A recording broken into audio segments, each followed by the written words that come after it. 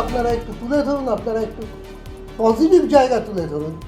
কে একজন দুজন কোথায় একটা দুটো ইনসিডেন্ট ঘটলো সেটাকেই আপনারা বড় করে দেখালে সেটা কিন্তু খুব সাংবাদিকের দায়িত্ব পালন বলে আমার মনে হচ্ছে না। আপনারা অনেক কিছু আছে যাদবপুরের তো দীর্ঘকালীন ঐতিহ্য, এবং এই মুহূর্তে এই যে কিউএস র্যাঙ্কিং ইন্টারন্যাশনাল, তাতে কিন্তু এই রাজ্যের তো সবচেয়ে এগিয়ে যাদবপুর, এবং ভারতবর্ষের নিরিখেও ফিলোসফি ডিপার্টমেন্ট কোথায় এগিয়ে গেছে দেখুন। আপনারা তো এটা সবই আছেন না তো আপনারা একটু আমার অনুরোধ যে সেটা করুন।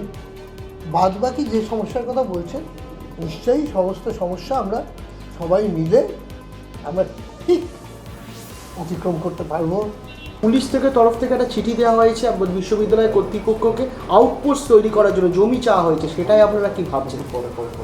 আমি এটা বোধহয় অনেককে তখন বলেওছি যে এই বিষয়টা তো আমার একা সিদ্ধান্তের উপরেও নির্ভর করে না, এবং আরও অনেক কিছুর উপরে বিশ্ববিদ্যালয়ের বিভিন্ন বডিগুলো রয়েছে, ফাইনালি এক্সিকিউটিভ কাউন্সিল তাদের সিদ্ধান্তের উপরে নির্ভর করে। সুতরাং এখন বলা কঠিন। বিশ্ববিদ্যালয়ের বিভিন্ন দেওয়ালে রাষ্ট্রবিরোধী বিভিন্ন স্লোগান দেখা যাচ্ছে। আমি কিন্তু একটা কথা বলেছি যে রাষ্ট্রবিরোধী কিছু নিশ্চয়ই আমরা সমর্থন করি না, কেউ করে না, হ্যাঁ, কিন্তু আমাকে যদি নিশ্চিত হতে হয় যে এই আজকে এটা লেখা রয়েছে কালকে ওটা লেখা রয়েছে সেটা আমার ছাত্রই লিখেছে, তাহলে আমার কেন পুলিশকে জাকি, তাহলেই তো নিশ্চিতভাবে বলা যায় যে আমার ছাত্ররা দোষী বা ইত্যাদি। তো সেক্ষেত্রে আমার তো মনে হয় নিরাপত্তা বৃদ্ধি করা ছাড়া আমাদের আর কিছুই করণীয় নেই।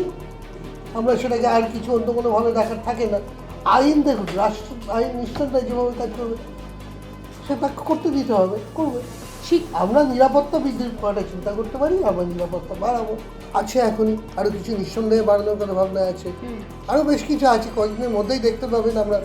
তবে একটা কথাও কিন্তু আমার বলার রয়েছে যে মিডিয়ার এক অংশের থেকে কিন্তু ক্রমাগত একটা প্রচার করা হচ্ছে যাদবপুরের বিরুদ্ধে, একটা নেগেটিভ প্রচার। কিন্তু যাদবপুরের পজিটিভ কিন্তু বহু জায়গায় রয়েছে, সেটা তুলে ধরা কিন্তু সবচেয়ে বেশি প্রয়োজন। যে আপনারা জানেন যে সবাই NIRF র্যাঙ্কিংয়ে আমরা কিন্তু সারা দেশে সমস্ত স্টেট ইউনিভার্সিটি থেকে আমরা বেশি পয়েন্ট পেয়েছি, 1 নম্বর। আপনারা জানেন যে আমাদের স্ট্যানফোর্ড ইউনিভার্সিটির যে 50 জন হাইস্ট 2% যাদের সাইটেশন, তাদের যে টপ 2% সায়েন্টিস্ট, তার লিস্টে আমার সহ উপাচার্যই সামনে বসে আছেন, তিনি আছেন, আর এইমাত্র আরও কয়েকজন ছিলেন আমাদের অধ্যাপক, তারা আছেন। এটা কিন্তু আপনি আর যে কোনো ভারতবর্ষে, আমি চ্যালেঞ্জ করেই বলছি, যে কোনো স্টেট ইউনিভার্সিটি গেলে পাবেন না।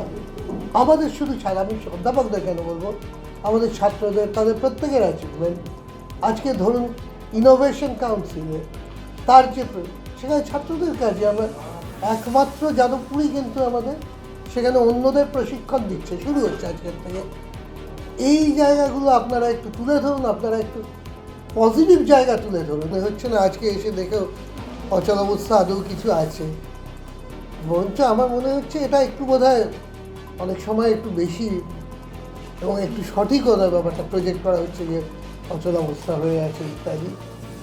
আজকে তো ছাত্ররা পরীক্ষা দিচ্ছে, আমি তো খবর নিয়েছি, সবই ক্লাসও করছে, পরীক্ষাও দিচ্ছে, হচ্ছে সবই। তো ছাত্রদের দুটো দাবি ছিল, একটা হচ্ছে এমার্জেন্সি ইসি ডাকা, আর হচ্ছে স্টুডেন্ট ইলেকশন, সেইটা নিয়ে আপনারা কি ভাবছেন?